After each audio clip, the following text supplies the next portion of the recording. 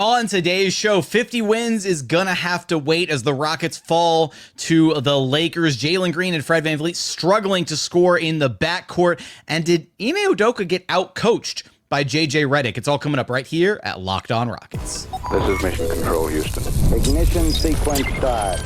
6, 5, 4, 3, 2, 1.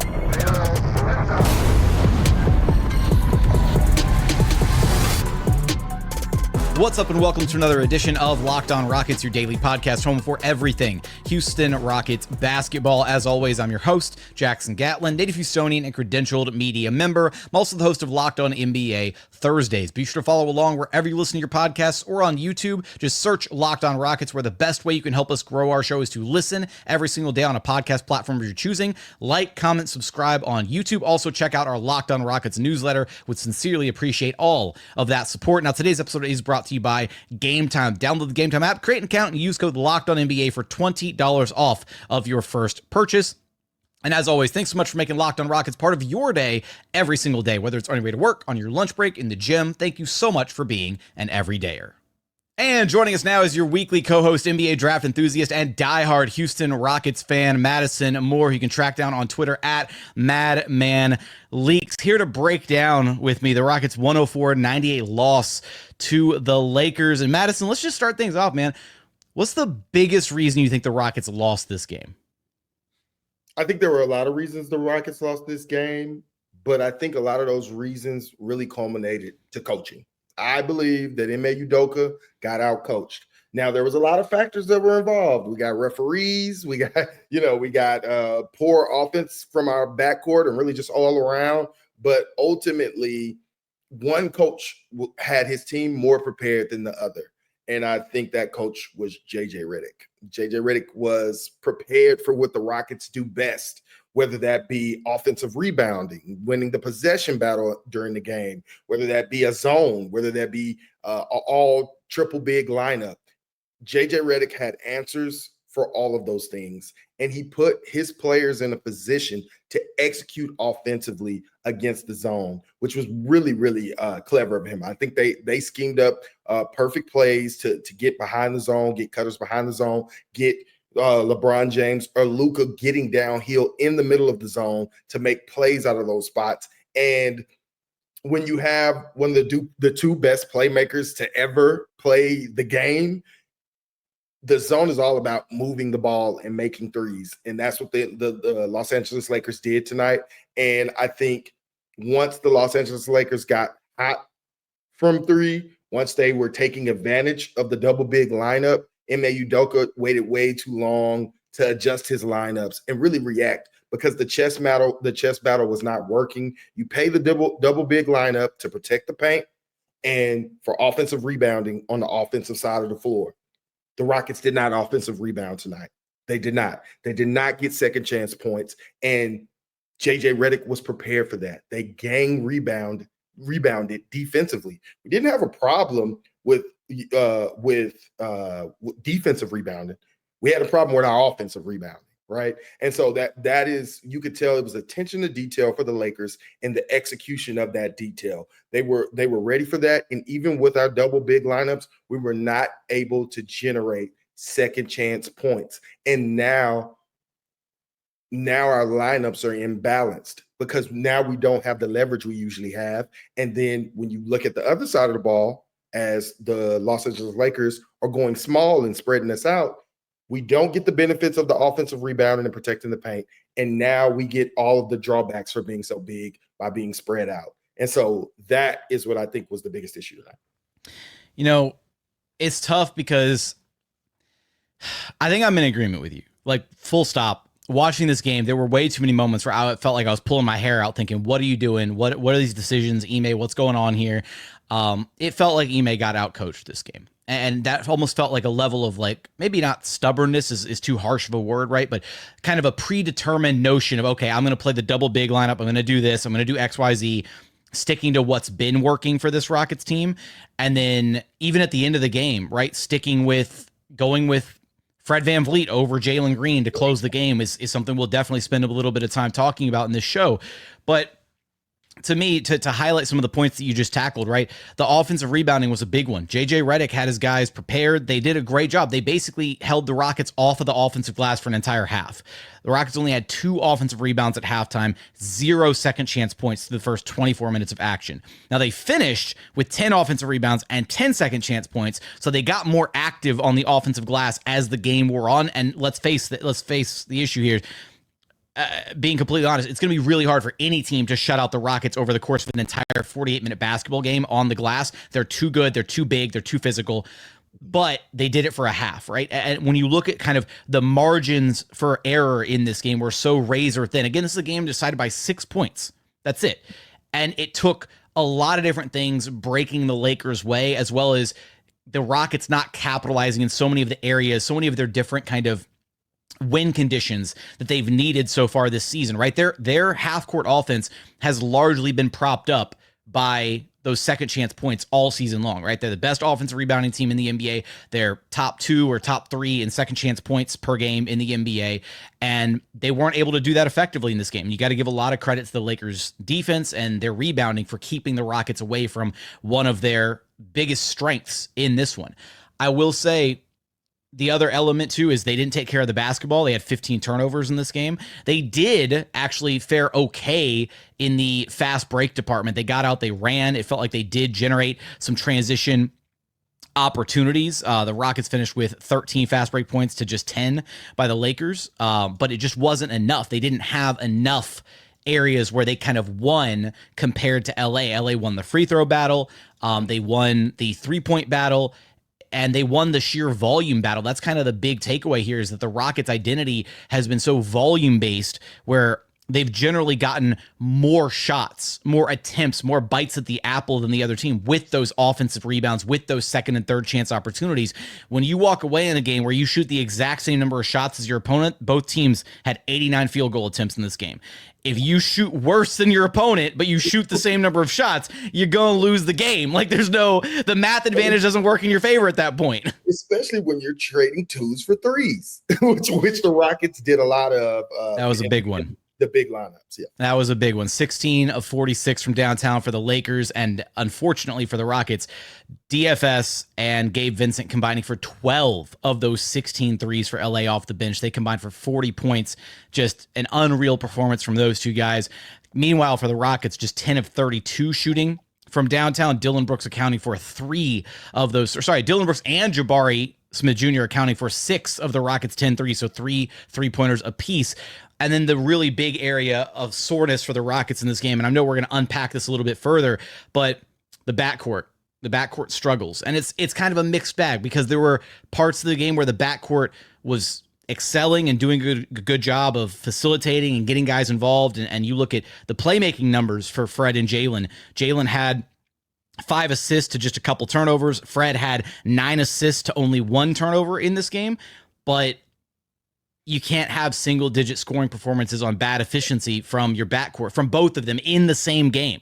The recipes for success has been there all season long for the Rockets.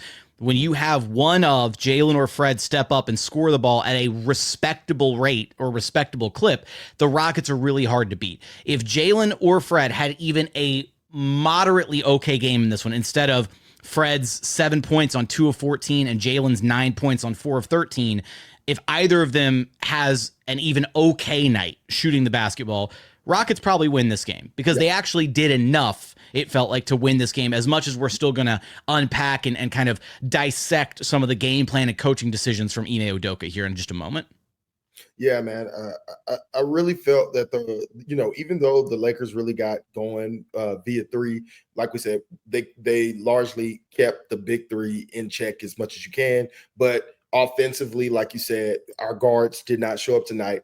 But like I said, I think this goes into coaching, because I don't think Ime Udoka put Jalen in the necessary positions to get him going, especially in the second half. The necessary positions to empower him to get buckets, and then you start to see the hierarchy fall apart in the fourth quarter, right? And then I do think that it was a not so good decision to bench Jalen Green, especially during this time where Jalen Green has really battled through adversity, he's really become a consistent player, right? And to me, I think he's earned enough trust in this game. Jalen Green was not making bad decisions all night. He was actually, when he was targeted on defensively, he stepped up and actually was there was 3 players targeted defensively in this game. Alperen Sengun, Fred VanVleet, and Jalen Green. And Jalen Green outperformed both of them defensively, right? And so when you get into the minutiae of that, he playmaked the entire first half. But when you don't consistently give Jalen options, get him in actions, he's struggling offensively. That is something that happens to every player in the NBA. Is they're going to have games where they struggle offensively. It's your job as a coach to put them in advantageous situations to get them going. And when you get them going, then they can be that ISO player left on the island to cook. Where was the switches that got Gabe Vincent in those actions so Jalen Green can get going? Where were the dribble handoffs in the second half? Where was the 2-man game between Alperen and Sengun that started off so strong in the first quarter? Where were those actions to give Jalen some light, to get him going? Because once he gets going, he can be a bucket. He can put 15 on you in a quarter like it's nothing. And not only did Ime not help Jalen, and I know this because I watched the game. There were no actions run for Jalen in that way. The only thing that happened was Jalen was allowed to initiate at the top of the key, but nobody screened for him. Nobody came, and we didn't run a play. We didn't even run a off-ball play using Fred VanVleet to initiate the play for Jalen. And it often led to guys standing around, the paint being packed, no reversals, and into a Dillon Brooks terrible shot, right? And Ime Udoka showed clear trust in Dillon Brooks and Fred VanVleet tonight down the stretch. I think that burned him. I think it burned him down the stretch. And that trust was not given to Jalen Green, even though over the course of this season, Jalen Green has been a consistent player. And sometimes you have to look in the mirror. And I think Ime Udoka failed to do that tonight. Coming up, want to tackle more of some of the game plan decisions from Ime Udoka, what could have been done differently in this one, and how this might look if the Rockets were to face the Lakers in a 7-game series, because that's a possible, maybe not a first-round matchup, but that is a potential playoff opponent further down the line. We're going to talk about that coming up here in just one moment. First, today's episode is brought to you by Monarch Money. Have you ever checked your bank account and wondered, where did all my money go? Sometimes between dining out and online shopping and entertainment costs, it's really easy to lose track of your spending. That's where Monarch Money comes in, your personal CFO, giving you full visibility and control over your finances. Monarch Money isn't just a budgeting app. It's a complete financial command center. You can track all of your accounts, investments, and spending in one place, so you stop just managing your money and start building wealth. When I started using Monarch, I was a little surprised at how much money I was spending on food, and honestly a little embarrassed by it. Now I budget smarter and I save more. So take control of your finances with Monarch Money. Use code LOCKEDONNBA at monarchmoney.com for 50% off of your first year. That's monarchmoney.com, code LOCKEDONNBA for half off your first year. Today's episode is also brought to you by Prize Picks. Baseball season is in full swing, and there's no better way to get in on the action than with Prize Picks, the best place for daily fantasy sports. With Prize Picks, you pick more or less on at least 2 player projections, and if you're right, you can win up to 1,000 times your cash, whether it's strikeouts, RBIs, or first inning runs. Prize Picks keeps every game exciting. You could build your lineup this week. I'm picking Jose Altuve for more than 1 home run and Jeremy Pena for more than 1 stolen base. It's really that easy. Download the app today and use code LOCKEDONNBA to get $50 instantly after you play your first $5 lineup. That's code LOCKEDONNBA for $50 instantly after you play your first $5 lineup. Prize Picks, run your game. And continuing on here at Locked On Rockets, your daily podcast, home for everything Houston Rockets basketball. Now, there's still so much more to unpack from this game, and we're going to go in a few different ways. Usually we try to segment this show and have 3 clean, concise segments that all kind of have a general theme or whatever, what we're talking about in the segments. So it's a little bit harder to do with this game because it kind of wants to pull us in different directions where there's different things that come to mind that we want to talk about. First things first with the defense, Madison. I want to say, felt like the Rockets' game plan was actually sound defensively in this game, right? They limited the Lakers' big 3 to a combined 48 points on 16 of 39 shooting. That's pretty good, holding a big three of LeBron, Luka, and Austin Reeves to just 48 points. Now, what burned them ultimately, and we touched on this very briefly in segment one, was DFS and Gabe Vincent both each hitting 6 threes a pop and going off for 20 points off the Lakers bench, a combined 40 between those two guys. And some of that is, yes, that it was the game plan to essentially load up on Luka, load up on LeBron, turn them into playmakers, make the Lakers rotation guys, make their role players knock down shots. The game plan does not leave them wide open from three and allow them to hit wide open shots with zero contests, right? And I think that's where the game plan kind of faltered and fell apart a little bit. And to your point, that's where I think Ime's stubbornness or his inflexibility, right, of sticking with the double big lineup for stretches, or even having just even one big out there, whether it was Adams, whether it was Sengun. This felt like the perfect game for the Rockets to go to Jabari Smith Jr. at the 5, and we didn't see it until it was probably too little too late at the end of the game, after the Rockets had already gotten burned for the majority of the first 40 some odd minutes by DFS and Gabe Vincent knocking down wide open threes because they weren't switchy enough defensively to close out on those guys.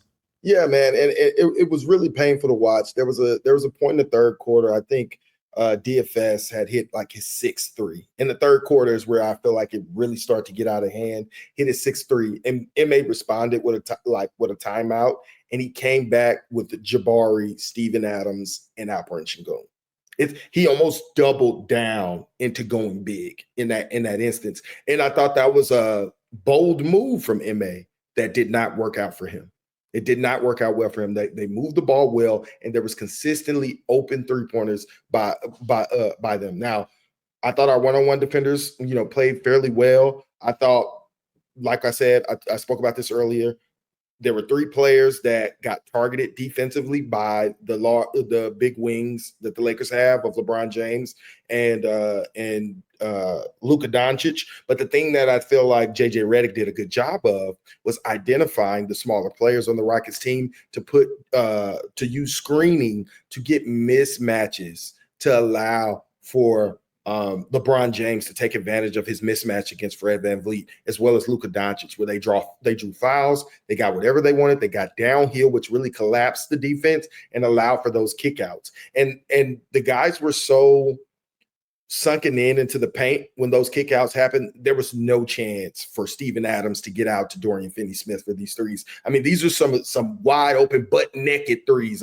These are correct. I'm like, this is. You cannot, these are NBA players. You cannot leave them this open, right? And that is a crux that I think is the chess match of a playoff game, because this really had the atmosphere of a playoff game. And I thought Ime Udoka really lost because JJ was prepared for those big lineups, and he went small purposely. Jackson Hayes did not play a lot of minutes tonight. You know what I mean? And those guys stretched the floor, and they were ready to make shots. But once those guys started making shots, once they found that Gabe Vincent and Dorian Finney-Smith had it going, they played almost the whole game, next to the wings of LeBron James and Luka Doncic.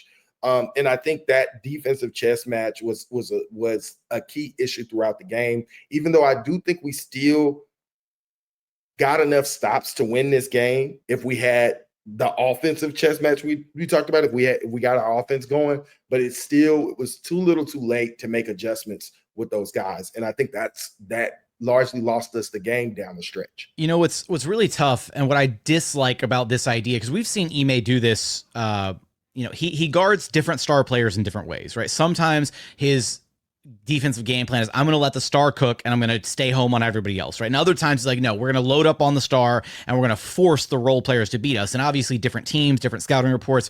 In this one, Ime elected to load up hard on Luka, on LeBron, on Austin Reeves, and turn them into playmakers by and large, and force other guys to beat you.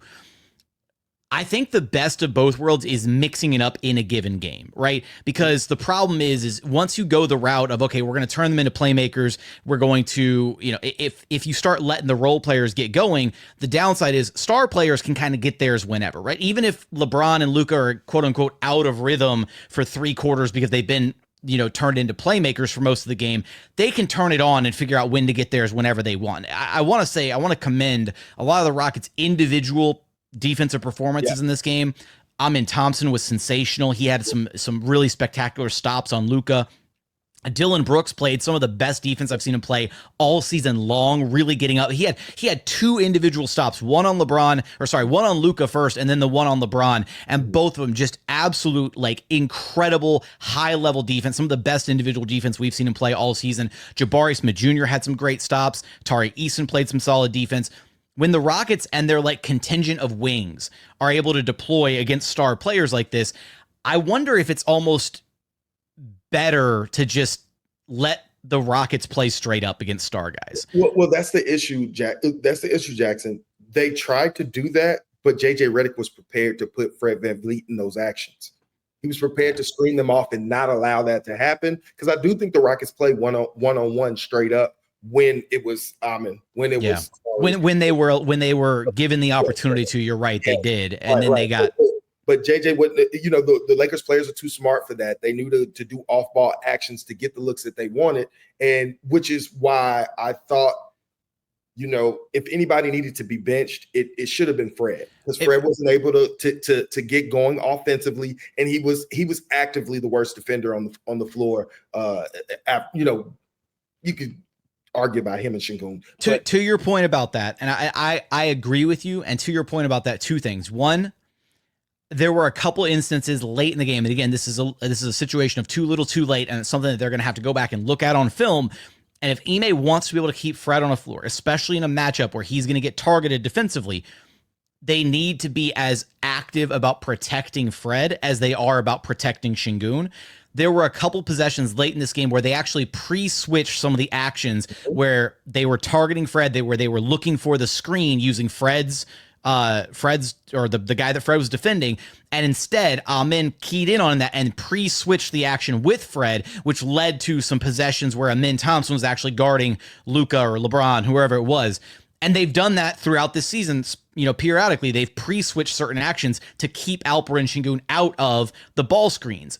But it's such a foreign concept to them because generally, right, they're confident in Fred's defense against most other players in one-on-one matchups, whatever. But Luka and LeBron are just too big, too strong. They're too different compared to other traditional guards or maybe slightly smaller players who aren't as imposing as those 2 guys. And so I fully agree with you there to that point.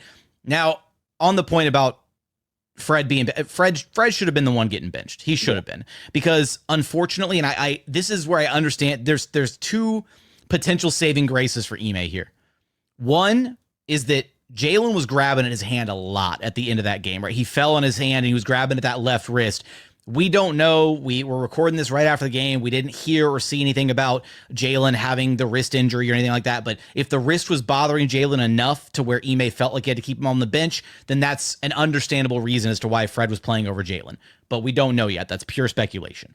The other element to consider here is I think that Jalen absolutely should have been in over Fred just for the sheer fact that Jalen provides a lot more of that gravity, right? Or not necessarily a lot more. He does provide more gravity, but he is a more dynamic force than Fred is. Fred is kind of just a one-trick pony within this Rockets offense. If he's not knocking down shots, his other saving grace is that he can get Alperen and Sengun in the basketball. And that, I think, is a failing, and that's an indictment of the coaching staff that we are now in game, whatever this is, 70-something, 74, 75, I can't do math, and I'm not trying to. But, Alperen and Sengun started off this game 3 of 3 from the floor. He knocked down his first 3 shots, and it looked like we were headed for a big LP night.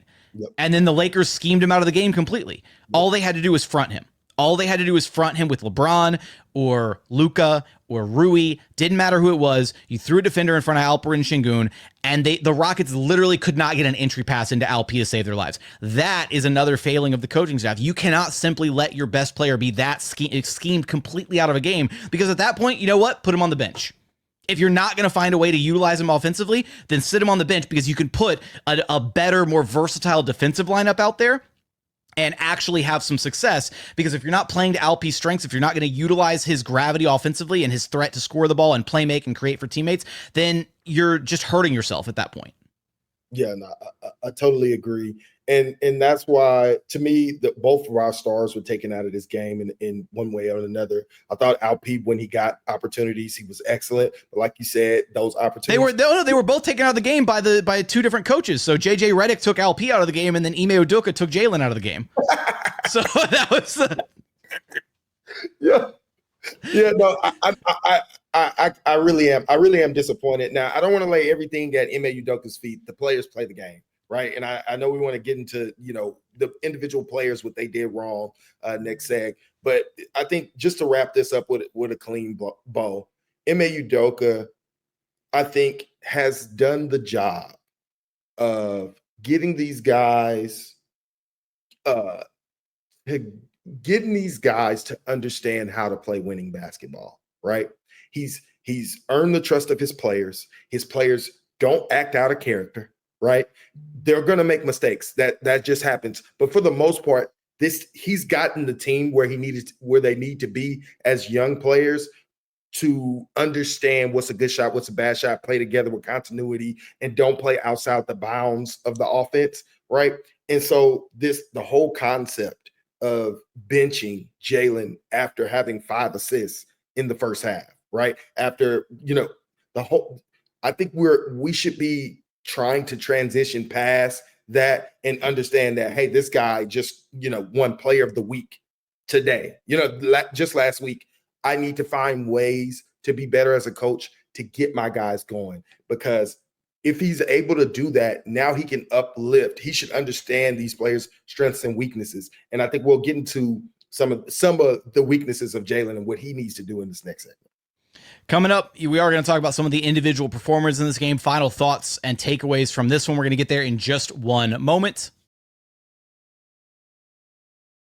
First, today's episode is brought to you by Game Time. Look, there's nothing like watching basketball live. The energy and excitement of the crowd, hearing the sneakers on the hardwood, the sound of the ball as it goes through the net, and maybe you even see a celebrity courtside. If you want to catch a game in person, Game Time makes getting tickets easier than ever. Game Time's new feature, Game Time Picks, filters out the fluff and shows you only the best deals on great seats, so you don't have to waste time scrolling through thousands of different ticketing offers. Game Time Picks even highlights super deals, giving you the best bang for your buck. You get seat views before you buy, no surprise fees, and a lowest price guarantee. So take the guesswork out of buying your tickets with Game Time. Download the Game Time app, create an account, and use code LOCKEDONNBA for $20 off your first purchase. Terms apply. Again, create an account and redeem code LOCKEDONNBA. That's LOCKEDONNBA for $20 off. Download Game Time today. What time is it? It's game time.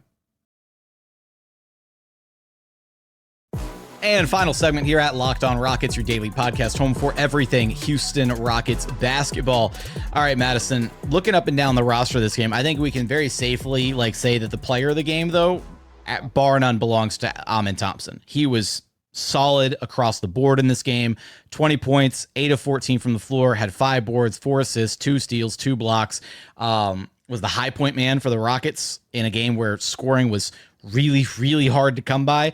And he had so many different highlight level plays in this one. He had the Euro step late to score 2 at the rim. He had the insane recovery block on DFS under the basket. I talked about it earlier, but he had that stop on Luka Doncic where he stopped him on the drive initially.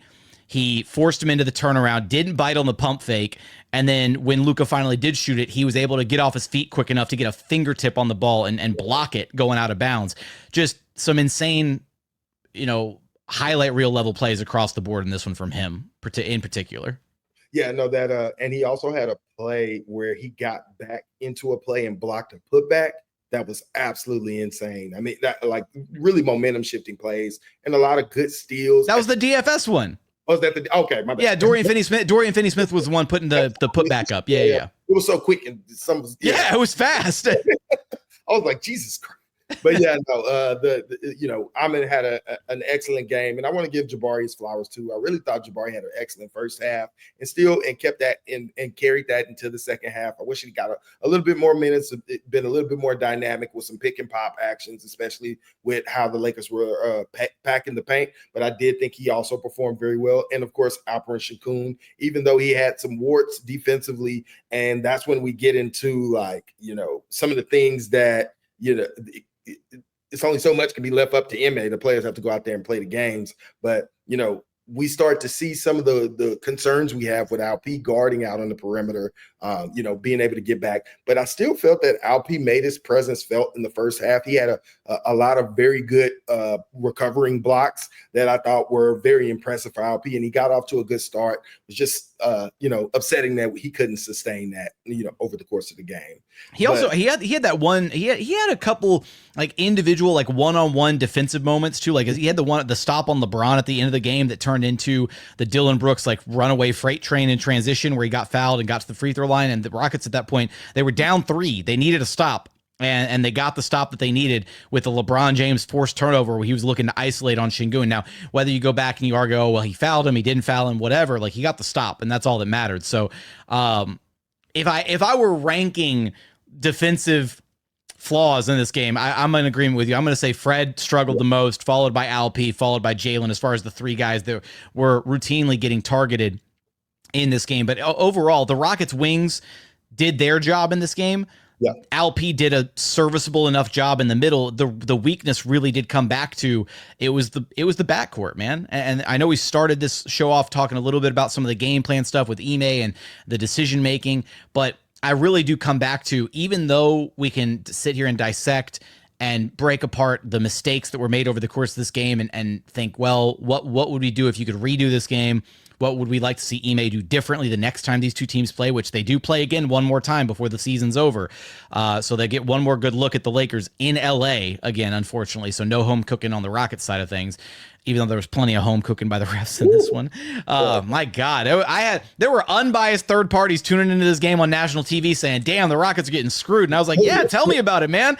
Welcome to our side. This sucks. This game was awful, but I was like having to burn the challenge for Fred VanVleet to get 3 free throws when he literally got hacked on his wrist right in front of the sideline official. I'm like, dude, like what? I just want to put this out there as the Tari Eason tech, right? Tari's hyping up Steven Adams was behind the official on the Rockets bench, hyping up Tari Eason, and Tari was yelling back at Steve-O, just getting hype with his team, right? And then the official got in his feelings and thought that he was yelling at him and immediately doles out a tech. Absolutely unbelievable. I hate that. It was awful. Officials suck. I don't want to get on that tirade too much. What I will say though, oh my God, I had a point that I was going to make, and then you jumped in with the Tari Eason one. That threw me off. Look, I come back to it, and I think I want to leave the listeners with some optimism on this. I'm still not scared of the Lakers in a 7-game series. I'm not. Like, it took so much for them to win this one game. I know we've been pretty negative through most of this podcast. I'll be honest. We were pretty negative. But it took a lot for them to win this game. Right? Like it took, again, you're not going to keep over the course of a 7-game series. You're not going to be able to replicate the win conditions of this game 4 times in a row. There's no way. This is that outlier. If this was part of a 7-game series, this is that weird outlier. Oh my God, the role players went supernova. And it wasn't just, oh, you had one. It took 2 role players knocking down a combined 12 threes for the Rockets to lose this game by 6 points. And it took an awful pair of shooting nights from Fred VanVleet and Jalen Green. That doesn't happen frequently, right? Generally, you get one of them to show up in a given game. It also took the Lakers completely shutting out the Rockets on the offensive glass, which they couldn't even do for a whole game. They were only able to do it for one half of basketball. Like, imagine this extrapolated over the course of a 7-game series. Yeah, you might slow down the Rockets on the offensive glass in games 1 or 2, but by games 3, 4, 5, 6, they're going to be wiped out and exhausted dealing with the most physical team in the NBA. So yeah, it's a loss, and we were frustrated by a lot of it, but I still kind of walk away thinking, not scared of the Lakers. I'm really not. And I love that we got this loss on film. This is going to be a great point of emphasis for the coaching staff to go back and see what they did wrong, for the individual players to go back and see what they did wrong. Hey, we need to get our footwork together, Sengun. Hey, Jalen, why do you need the coach to call an action for you? When you have the ball in your hands, you can call that action. You can be more aggressive getting downhill. You can take ownership in what's going on and what's working and get yourself in advantageous actions that in order to help the rest of the team. This can't, we did a lot of laying this at Ime's feet, but the players, they're young players, and this is the type of game that has a playoff atmosphere that they have to learn how to get through. And lastly, hierarchy. Who is the guy that we go to at the end of the game? What are the actions that we run at the end of the game to get us a bucket? We have 7 games left? We still have no idea who it is. They didn't know who it was in this. And you know what? As much as I want to say that is something that Ime has let this team do. Again, the sometimes you, sometimes me, always us. It's great for the regular season. It's not going to fly in the playoffs. You need one of your best players to step up and be the guy to deliver in the crunch time. And I will say, I think that Ime's goal for that in this game was he wanted to go to Alp down the stretch, right? He drew up that play, down 4, got the ball in the middle of the Alp, which I still hate that design. You're down 4, like, I feel like you kind of need to go for a 3 there at that point, because then you can cut it to a 1-possession game. Lakers hit some free throws. You get to come back down. You get another attempt at a quick 3, and that's not even including the fact that JJ Redick's a very smart head coach. He'll probably do the whole foul up 3 kind of thing and prevent you from getting a 3 off in the first place. But LeBron James completely erased that shot. LeBron James had Sengun in hell. Even when Sengun wasn't getting fronted, when he did get the pass, there was I will say there was a viral clip that somebody put out there on social media, and people were ragging on Dillon Brooks because he tried to go quote unquote hero mode on one of these possessions at the end of the game. Rockets were down 5. Fred VanVleet inbounds the ball to Alpe. Alpe has the ball in the post against LeBron. Faces up LeBron, passes out of it. Doesn't want the matchup against LeBron. Ball goes out to Jalen. Jalen's on the perimeter. He looks around, doesn't call an action, doesn't do anything. He swings it to Dillon Brooks. Yep. Dillon Brooks has the clock winding down. It's under 10 seconds to go. Nobody's setting a screen. Nobody's doing anything. Your 2 star players have already passed up shots or passed up opportunities to do something with the ball. And so Dillon Brooks backs up Austin Reeves into what was a turnaround fadeaway that he ultimately missed. I saw people DB does not deserve any flack for that shot. Sengun passed up the opportunity to go get his, and Jalen passed up the opportunity to go get his. Those are the guys that are paid like star players. Go be a star player. And so that's what I expect from those 2 guys.